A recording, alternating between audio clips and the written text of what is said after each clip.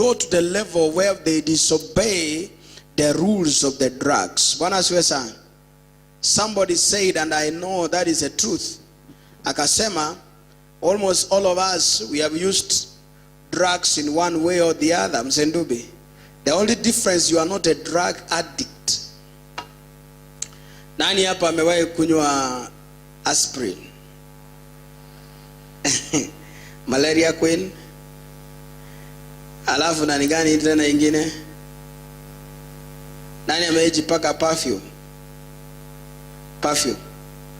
And all of them, they say, some of the perfume, they have alcohol. And all the drugs have the alcohol. Si ni kweli? Virtually everything as is Genesis 1. Now, there is what we call the disobedience. Disobedience is what we call voluntarily sin. Dhambi ya kujitolea. Bwana asifiwe sana. They turned against Moses and said, Moses, why do you brought us here? While in Egypt there were graves. Praise the Lord. They were not disobeying Moses. They were disobeying the one who sent Moses. Am I talking to somebody here? They were not disobeying Moses. These people were disobeying the one who sent Moses.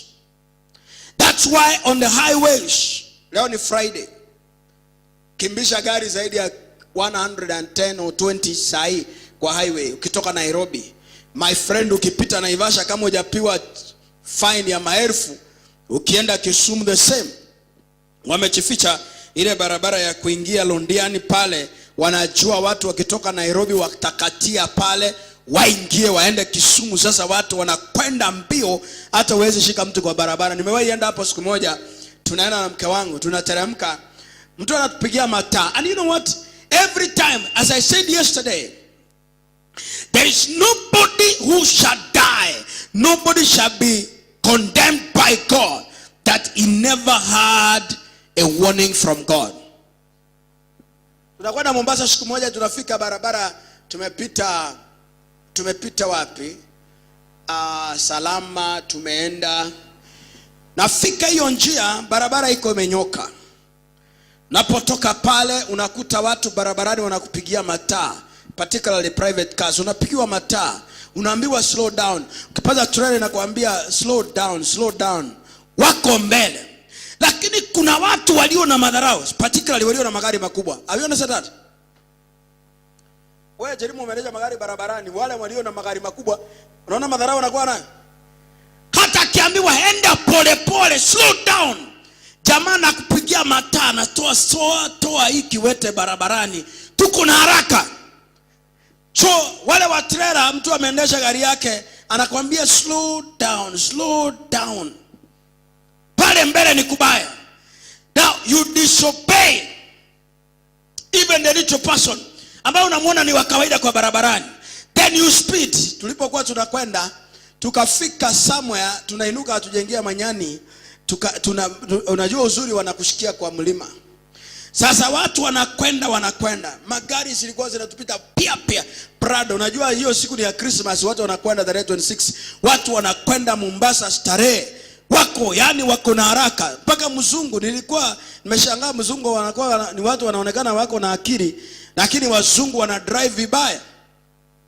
Tulipofika hapo mbele, tukakuta zimeegeshwa zote. Kwanza inspector wa polisi amesimama barabarani, anaambia weka hapa.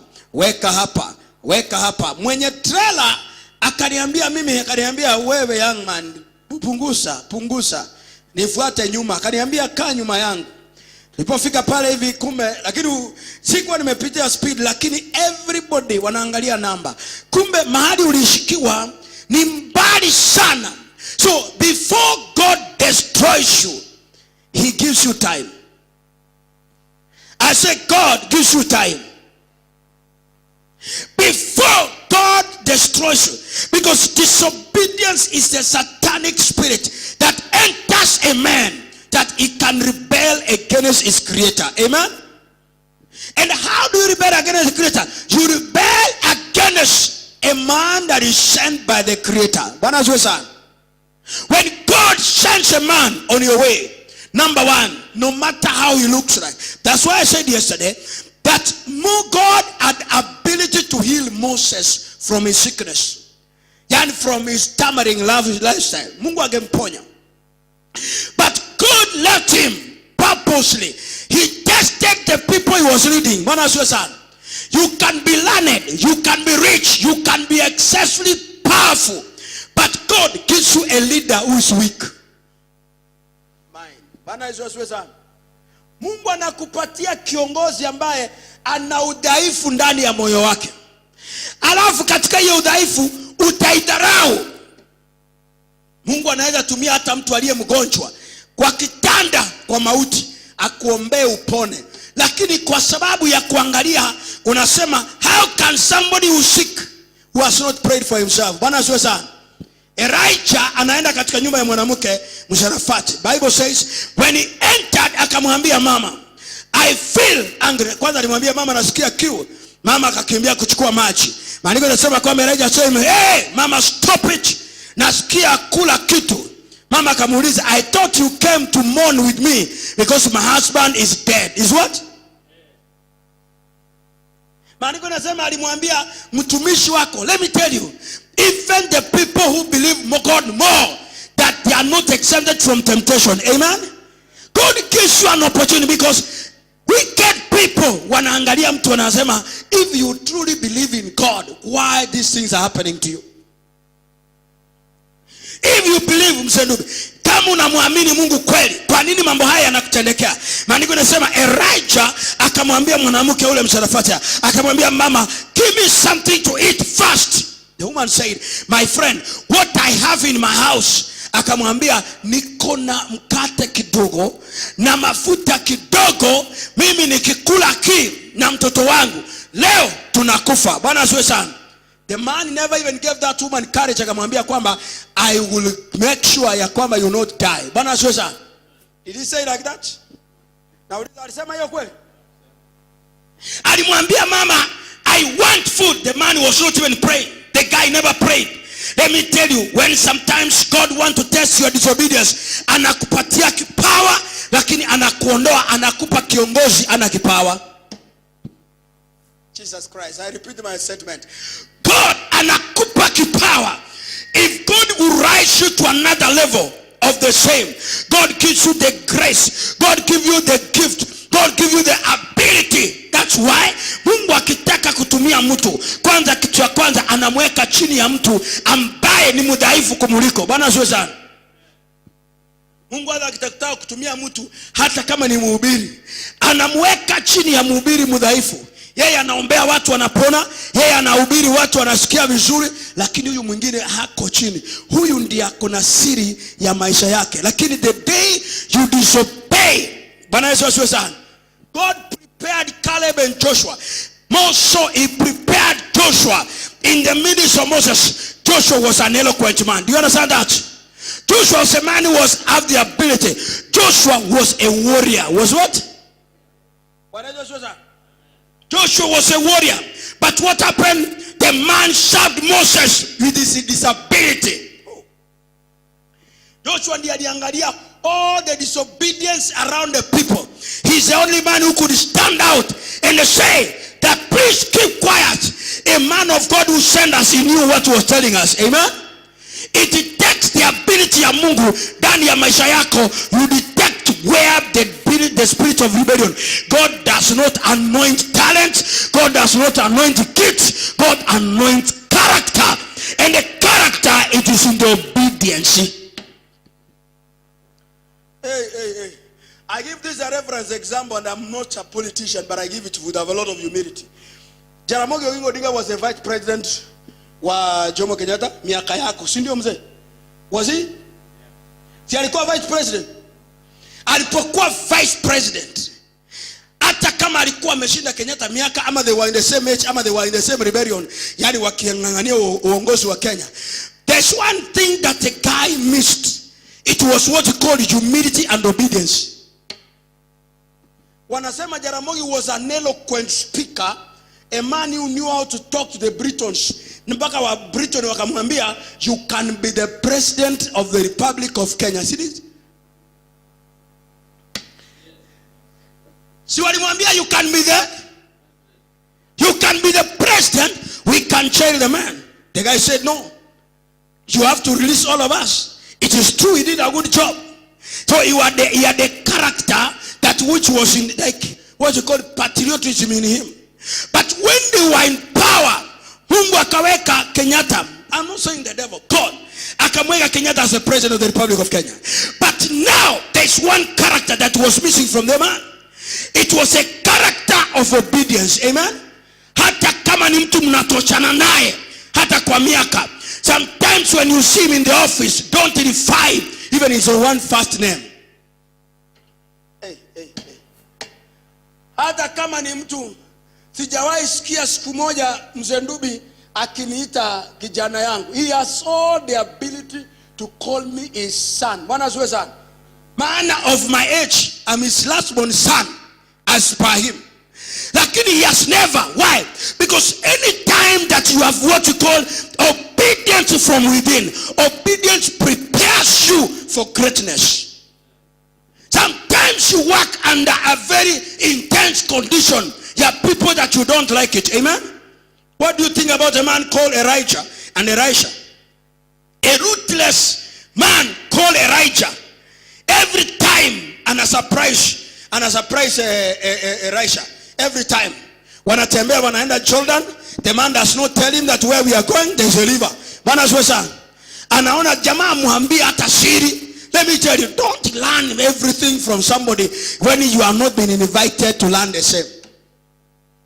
When you are given an opportunity by God, let me tell you, when God gives you an opportunity, wakati Mungu alipomwambia Joshua wainue Moses mikono juu, they were raising his hands and they were listening as his all vile ananuka katika makwapa. Hii mikono ikiinuliwa Jerimu, hata kama wewe ni super, hii mikono inakosaka kunuka.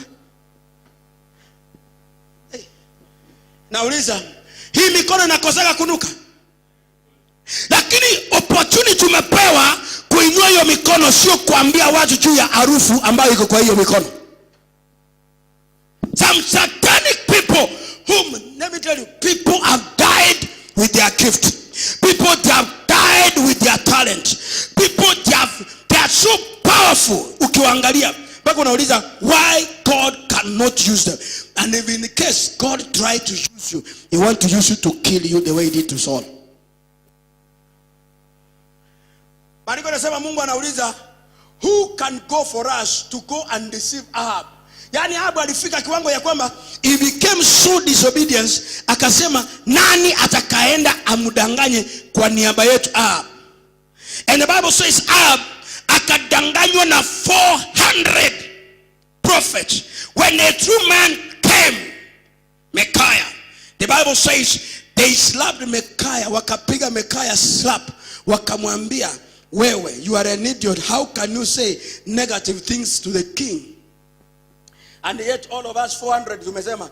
Do you know people believe in majority? Am I talking to somebody? Do you people believe in majority? Jaramogi wakaanza kuzozana na Kenyatta first day in leadership. How do they zozana? Because even if your boss, they say 47 laws of power, even if your boss is wrong, you are not allowed to correct him. You can give your idea, but you cannot give your opinion. You cannot suggest anything that can be able to be like, hata kama you have given the best idea. The boy behind the idea ya M-Pesa Kenya alilipwa 100 million peke yake na akaambiwa upotee kama vile jua na mwezi zinapoteaga jioni. The guy, the man who was the brain behind. Lakini leo tunasema Michael Joseph was a brain behind what? I said behind what? Wewe unajua siri ya M-Pesa ilitoka wapi, Edward? Wewe uko tu nitumie M-Pesa, nitumie M-Pesa, nitumie gram, nitumie money leo. Hey, the guy who was behind is a young boy, a young man. Alikaa chini. When you are obedient, you are what? The Bible says if you are willing and what? I say, if you are willing, and what happened to you? And but if you disobey, can you read that one, my brother? Isaiah chapter number 1, verse number 19. If you disobey, what happens? You shall be destroyed by the sword. I have seen women married to very humble men, but because of the wanajua sana, you cannot correct your husband in the public.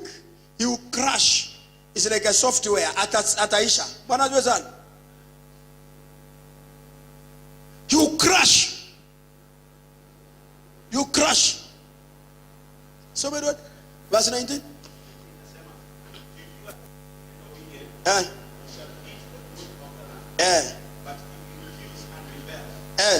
That one is using the refuse and rebel. Rebellion is disobedience. Is what? What will happen if you? But if you refuse and rebel, you shall be devoured by the sword. Hey. Not when God at every second, every what? Ndio unaona kuna Mungu anaweza tumia mwanamke ambaye hajasoma. Akaolewa na jamaa amesoma. Jamaa akainuka akaenda juu sana. Baada ya kuinuka akaanza kuangalia vidonge. Baada ya kukutana na vidonge, what he has collected for years, it will collapse in a day. It collapsed in a day. Listen to this. That God is so passionate that when let me tell you, God does not give every time. Walipozozana Jaramogi na nini? What happened? What happened with it? Alika vice president miaka ngapi Mr. Nani Ndubi? Jaramogi. By 1969, the man was thrown out as a vice president of the Republic of Kenya. Came in Daniel Arap Moi. A man that everybody was wishing him. They said never went to school, but that is obedience. Bana siwe sana. Hakuna mtu chini ya jua apendi mtu anamutii. Especially wanaume. Hakuna mwanaume apendi mke wake ambaye mbele ya hadharani za watu, hata katika private, ambaye anamutii masaa yote. Sio equality. Equality is satanism. A spirit of demonic sent from here to come and equalize men. There's nothing like equality in the kingdom of God. Sarah was calling Abraham master. Calling him what? I say calling him what? Master. Alikuwa anamuita master. Not this, the so-called career. Women. Niliwaambia tulikuwa mkutano na bibi yangu hapa juzi. Mama moja anahubiri anasema, ona kama Jezebel ana mwanamke wa nguvu. Yani sisi tunalia Jezebel, tunamlaani usiku na mchana. Huyo mama anataka kusema Jezebel was better off. Yani anakimbisha. At Jezebel was chasing a prophet of God. Is that a right spirit? Is that right spirit? Maandiko yanasema God gave the desire of a woman in a man. And the desire, and by the sweat, a man shall eat from the ground. Amen? A woman has a capacity to eat from a man. And a man is supposed to eat from the ground. Take those statements very clearly from your heart. Your wife, not any woman, not any help women on the road. But we are talking your wife. She has a capacity, ability, everything to eat from you. Even when women are looking for what, whether they are looking for money or anything, but they are not supposed. The Bible says their desire. Yeah, what?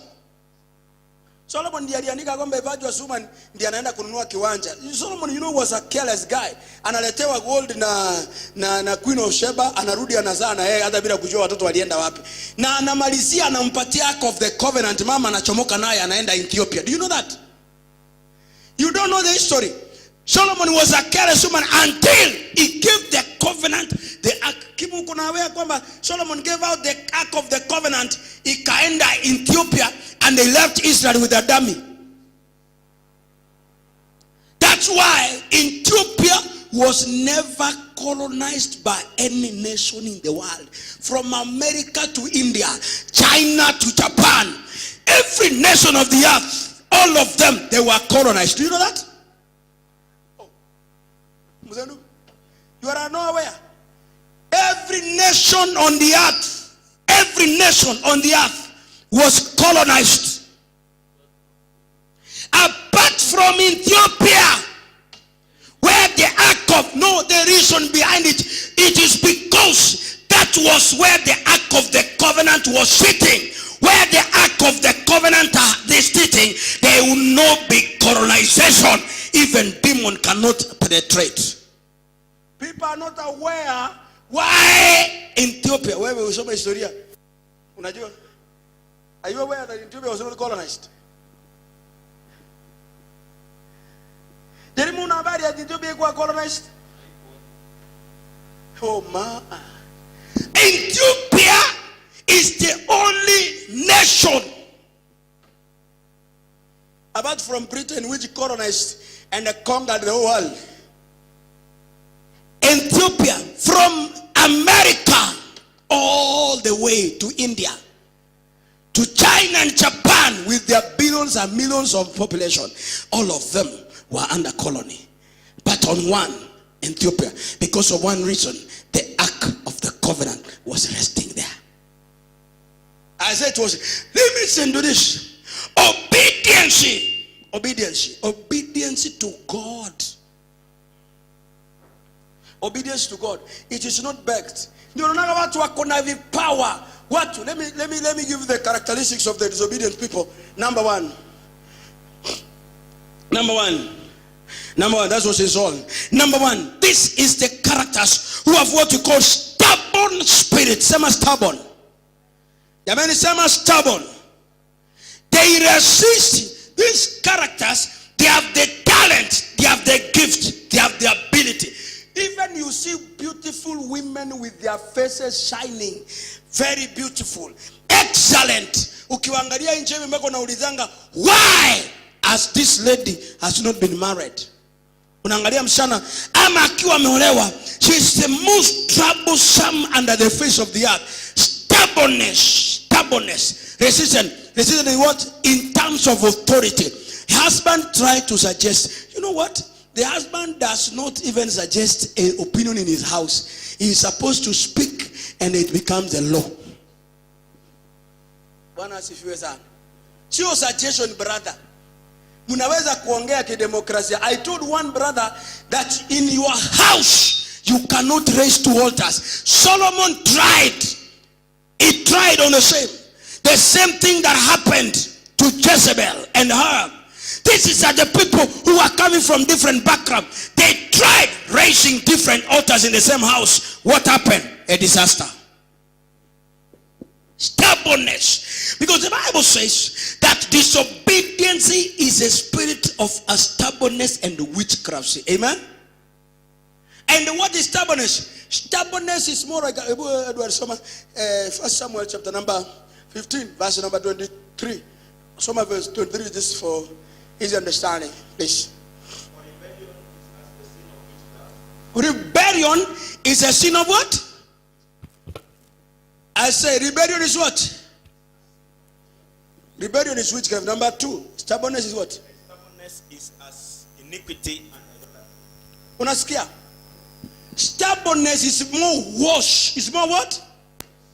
Stubbornness. Rebellion is witchcraft. Any time that you rebel from the authority, already you have signed a form that declares you a witch. I say it declares you a witch. But I say it declares you a witch. Because any time you rebel. And nimewambia nataka mchukue hiyo kitu mwe kwa kichwa yenu. Mungu anachukua nafasi. Why did God tolerate Idi Amin in Uganda for 9 years? Wewe. Jerimu. Kwa nini Mungu alitolerate Dani 9 straight years in Uganda? God. 9 years Saddam Hussein, Gaddafi, Muhammad has been there for ages, 40 plus years. Why did God tolerate it? Because number one, any time that God wants to help you, Mungu anataka kuwasaidia, you rebel against him, God sends a ruthless person to frustrate you. Judges chapter number 6, the Bible says, and the hand of the Midianites was so heavy upon the children of Israel. Amen. The hand of God was heavily upon them. Mkono wa Bwana ulikuwa mzito juu yao. Yani they were beaten hands down daily. The hand of God was heavily upon them. The hand of God. Anytime God can send you into captivity. Do you know how many years between Judges up to Samuel? Do you know how many times? How many years? That said, you know, after Joshua died, do you know God kept quiet and he never gave the children of Israel even a king? After Joshua died, a period of over 400 years in between, the children of Israel were helpless. That's what the Bible says. The hand of the Philistines and the Midianites was upon the children. Anytime they were planting, kila saa wanapanda, maandiko yanasema it was uprooted. Now listen to this. The Bible says stubbornness is as a spirit of idolatry. Do you know what is idolatry? Kila kitu ambacho unaheshimu sana, yani mtu ako na roho ya disobedience, hata akipewa suggestion, ile kitu amependa ndani yake, anaona anasukumia kila mtu afanye nini? Kila mtu afanye nini? Simoni alipenda rungu. Alipopenda rungu, si ndio hata hii naona ina decoratiwa hapa kwa roundabout. Umeona leo ikipakwa rangi? Cherimu, ukiuliza vitu vizuri, Kenya ile ya miaka ile ya 80s na 90s ya hali ya mapema. Si ulikuwa unaona kila mtu, hata wakisi wenye hata wajui rungu ni nini, wanabeba, si kweli? Yeah? My brother anasema ni trademark, lakini wewe unasema ni trademark, but you don't understand the mystery behind that rungu. Ulikuwa unaona kama ni rungu mtu anabeba tu anatembea hivi kakwacho. Kwa nini basi kama ni trademark, kwa nini wasichukue mkwajo ya kujisupport nayo? Angalia Jaramogi Oginga Odinga wakianza na Kenyatta. Si walianza na fly whisk. Wao wanasema ni trademark. The secret behind it you don't know. Now, stubbornness ni kumaanisha anything that you love, if anybody hates it, it is sin. It is bad. Rebellious people who have the spirit of rebellion don't like correction. Please write it down. They don't like correction. That's the same people who can move from one place. Na wanakataa. Ato, wewe umeona watu rebellious, unaweza waambia kama msiingie hapa, na wanaingia hapo. When God told the children of Israel, he told Adam and Eve, don't touch the myrtle tree. The Bible says, and that's the time, the people who have the characteristics of disobedience, they are stubborn and they resist what we call authority. Number two, they are greedy. Tell your neighbor they are greedy. Say, they are greedy. Please talk to me. Say, they are greedy. The people who have the spirit of disobedience, they are greedy. They are greedy. Anytime that you see even Kenya, the grabbers, land grabbers, what grabbers, call them any grabber you can call it. But that's the spirit of greedy. And the spirit of greedy, when it enters you, my brother, there's nothing we call enough. We call what? The only way unaweza tutesa Jerimu, ukiwa na vitu vingi, unatugawia kama sweet. Na ukitugawia unatugawia tukuabudu. Unajua hivyo? When you have an opportunity to help somebody without string attached. Kuna wasichana leo wako na mimba za watu kwa sababu alimtafutia kazi. Naongea na mtu kweli? Kuna wasichana wako na watoto leo hii.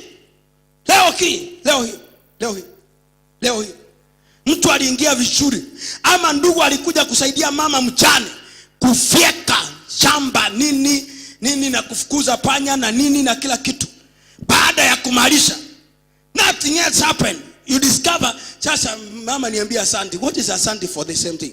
And you discover, let me tell you, stubbornness and rebellion and the satanic spirit of greed that is in the heart of man. Christianity is not about greed. That's what the Bible says. All the gluttons. Sema the gluttonious. Sema kwa Kiswahili, sema walafi. Mbona ukule nyama kilo 2 brother, now when you know very well your brother has no eaten? What does it? Itakusaidia na nini? The next thing, hata wakati utakuwa na inaitwaje? Goita, sijui ni gout, magoti inauma, unaanza kusema brother anasema unisaidie unishike mkono. Me I won't carry you. Yani especially hii ngozi nyeusi. Angalia mwenzako, mwangalie uone kama ni mweusi. Hii ngozi nyeusi. Sema mwambie mwenzako ngozi nyeusi. Ngozi nyeusi ndio inakuwa associated na Shetani. Kwa sababu ngozi nyeusi inaamini ya kwamba even a million people can die. You know, you can imagine, unaweza ona mtu kabisa anateseka njaa, watoto wanalala njaa. Na ngozi nyeusi inapenda kuzaa hata bila kuitishwa watoto. Mzungu anazaa mtoto mmoja, analisha watoto Afrika hapa 1 million. Wakipewa watoto wanakuja, wewe sahi enda hii Kaptembo hapa chini, Mwariki wapi wa hivi Chorochoro.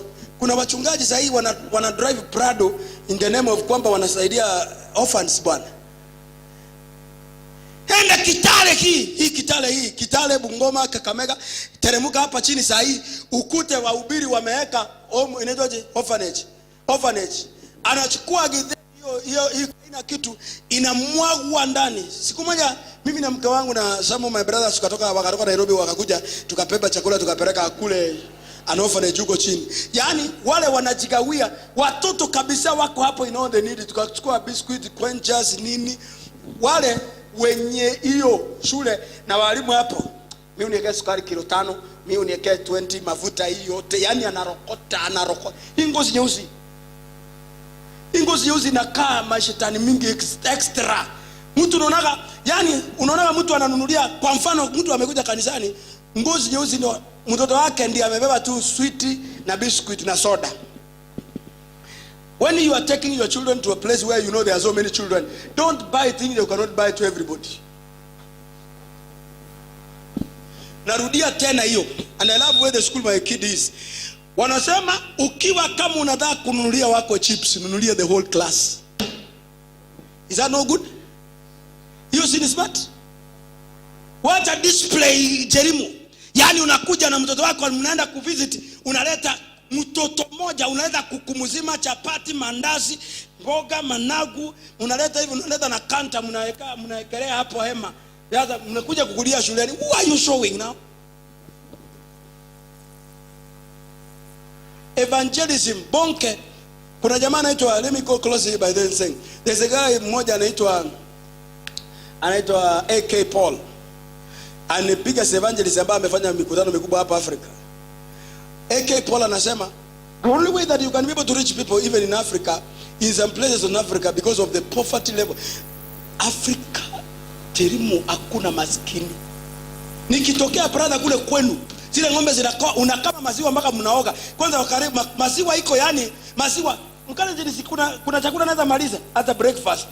Yani chai imewekwa maziwa, mkate imetengenezwa na maziwa na kila kitu ni maziwa. Unaweza kosa maziwa hapa kwa mkale nchini. Yani ni kama hiyo ndio last sip. Hiyo ni poverty. Unatembea unaingia kwa shamba, unachuna mboga pa na jiko naendelea kuchemuka, unaweka hapo. Unaenda uzunguni, jamaa alituambia unaenda uzunguni, chakula kimekaa kwa fridge, ikitolewa hapo kikula unasikia kama ai. We are blessed, but because of idolatry and rebellion. Sema rebellion. Jamani sema rebellion. Yani rebellion. Kwa mfano, when we denounce, tunakataa, tunaambia mtu we denounce everything. Tunasema African. Let me tell you Africans.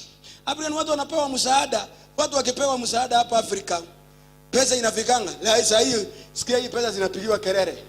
Watoto wa youth service wali. Mtu mmoja, the man who gave an idea of NYS was good. Alisema vizuri na mimi I still support Botai Ngunyi. Alisema kitu kizuri. Akasema hao vijana wadogo msiwachukua, Mungiki itawachukua, ama chuma itawachukua, Baghdad boys itawachukua, na Al-Shabaab itawachukua, si kweli? Akasema take the money, give those young boys, keep them busy. Kijana akishakuwa amefanya kazi kutoka asubuhi, brother, hata kama ni kufieka kutoka asubuhi mpaka jioni, hata kama ni wizi atakupiga ngeta kweli. Number 2, hata kama ni kioski ilikuwa hapa nje, kijana kama huyo umempatia shilingi 500 ama 300, si atanunua mkate hapa kwa mama huyu mwenye anauza, mama ambaye hawezi tembea kama yeye, atanunua mkate moja hapa na soda na maziwa na arudi nyumbani akule, si kweli? Sio pesa za secret. Lakini satanic politics that in Kenya because of demonic idolatry, yani everything looks bad. Everything looks bad because for sure hivi Jerimu, for sure. Me one day I was in Kisumu where I was raised up, this area naitwa Kachok na Nyalenda, those areas very dirty.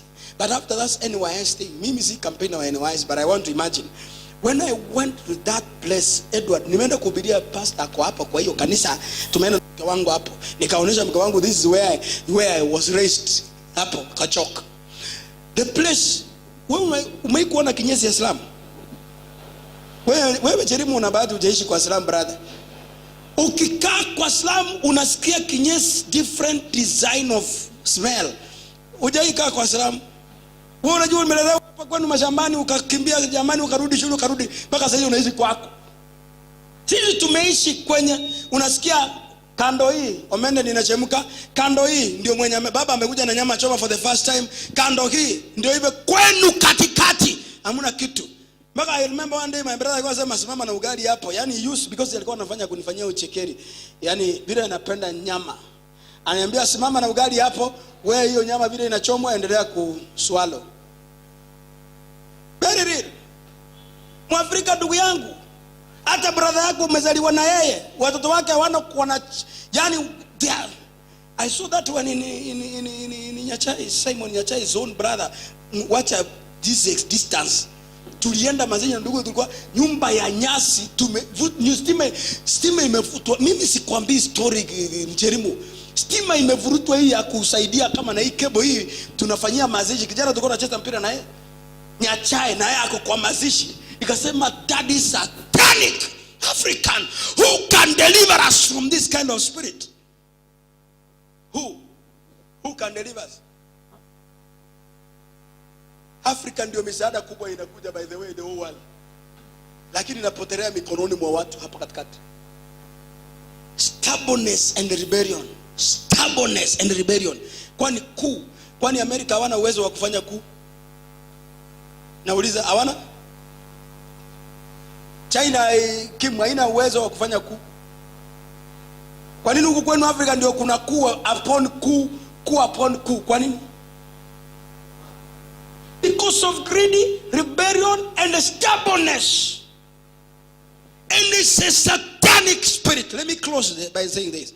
Another one, the characteristics of the spirit of disobedience is show off. Kujionyesha. Unaweza ngoja watu wametoa vitu, wameteseka na uko na uwezo huo. Yani una uwezo, hata si uwezo, you don't have to wait for uwezo. Mama mmoja tulikuwa hapa na kucha hapo zamani kidogo hivi Marekani. Tulikuwa na by then that's why we were expecting our kid. Alipokuja kufanya mkutano hapa juu, alikuwa ameletwa, ni mzungu, alikuwa ameletwa na jamaa kutoka Nyahururu. Akaja hapa and she was staying hapa Waterback.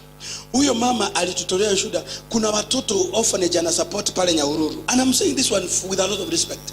Huyo mama alituambia she sold her own house 3 bedroom completely, akauza boutique ya dada yake, wakusanye pesa wakuje kulia. Alafu this man in Nyahururu takes the same money, buys a house hapa juu.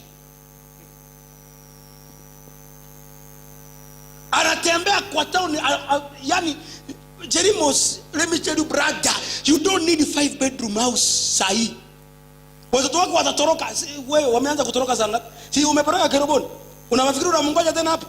Akitoka hapa anapitia kwenda university, anasema daddy, unajua tuko college na tuko very busy. Na zingine hata kama yuko busy, anasema hii wiki tuko na mtihani. Ndiye asikuje kwa nyumba yako akusumbue na bibi yako. Unajua? Hata akipata kazi, unasikia? Akipata kazi ya kuandikwa, hata kama ameandikwa hii benki, hivi, hawezi kaa kwako, nyumba ni ya free. Akamwambia ndio, unajua mtu anajipanga, wacha nione vile rent inalipwa. Si ni kweli? Unakuta hiyo 5 bedroom house, wewe na bibi yako ndio mnatembea, mnakaa kama majini, because even some corners majini watakaa. Even your own brothers kids, they will not stay there, not even your neighbors. Ndugu yangu, nikaona huyo pastor ameuza mpaka gari liletwa. Siku moja mama huyu mwenye anafanya rafiki yetu hapa, anafanya kwa KRA, akaniambia wakati watoto, unajua wazungu wanataka kutreat watoto kama really orphans, lakini they want to give them that life. Wakawaletea mpaka toys with the demonic, satanic, angelic spirit. Huyo jamaa akaanza kuuza hiyo vitu. KRA ndio ilikuja umurukia, ndio akapungua. Unauza vitu za watoto mayatima, brother. Mmoja hapa chini akaletewa wheelbarrow. Wheelbarrow inaitwa nini? Alitoa vitu kutoka Amerika, chararani hizi za kushona nini na nini na nini. Sikaletwa na macontainer ati yako na vijana na train kama za hapa church, sema kwamba we have young men, tunawasaidia, tuna train. Container inafika hapo, inapiga reverse, inarudi Nairobi kwenda kwa wholesale ya Mundi. Unajua mzungu anaaminiki kile umemwambia ni ukweli. Na ni watu wanachanga. Mama moja alituambia wanaekaga wanakuwa kama sikia, sema oh jamani, saidia Afrika, saidia Afrika. And then the same thing you do, unachukua ukule wewe na bibi yako, mwenda kwa hoteli kubwa kubwa, unaitishaga buffet, unalipa 3500 na unajua kabisa kuna mtu, yani unalipa dinner, unasema take you dinner. Kuna ndugu mwingine alikuwa anambia, nikamwambia you are full of the devil and you are full of Satan. Unatuambia twende Amerika kukula, si utupe hiyo pesa kwa mfuko. Unajua watu wako na roho ya shetani ndani yao. Ukitaka kujua Jerimo, anakupeleka kwa hoteli kama hiyo Amerika, anakulipia lunch ama dinner 2000. Ukiamua kwenda huko kwako huko ng'ambo, yani hata fare ya pikipiki inakosa, na anajua uko na watoto, si ati uko na mbuzi kwa nyumba.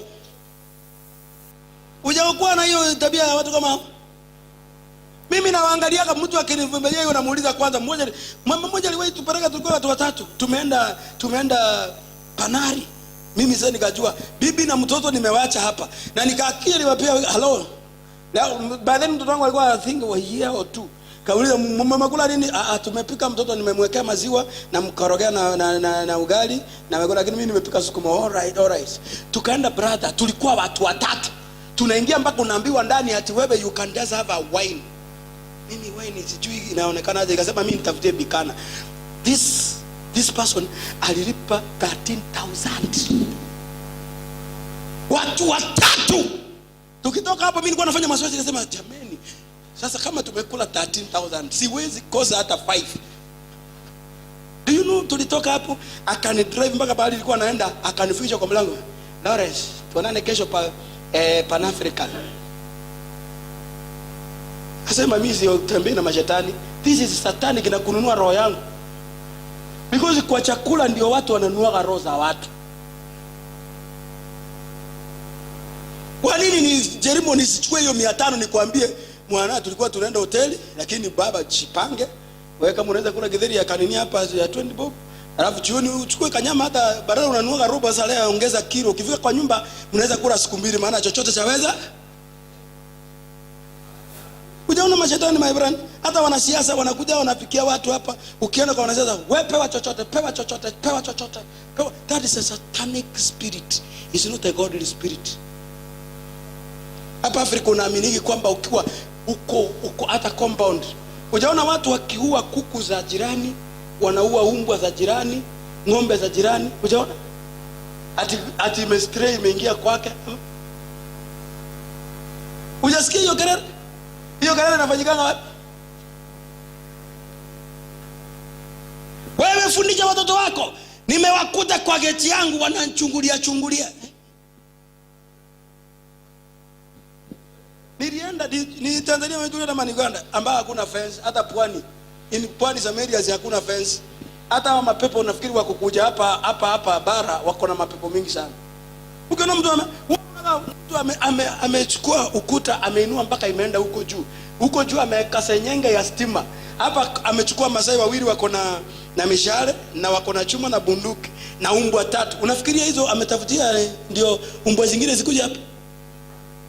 Hizi mabunduki unaona zimebebwa hapa hivi nje. Wale travel wameenda Amerika wanatuambia hakunaga mabunduki nje ya benki za Marekani. Hizi mabunduki unaonaga ni ng'ombe zimebebewa.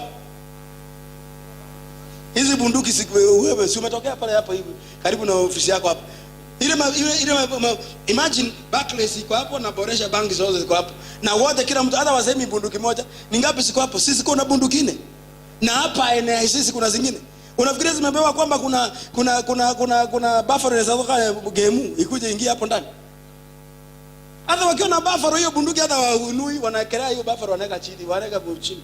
Si wewe wanaekeaga.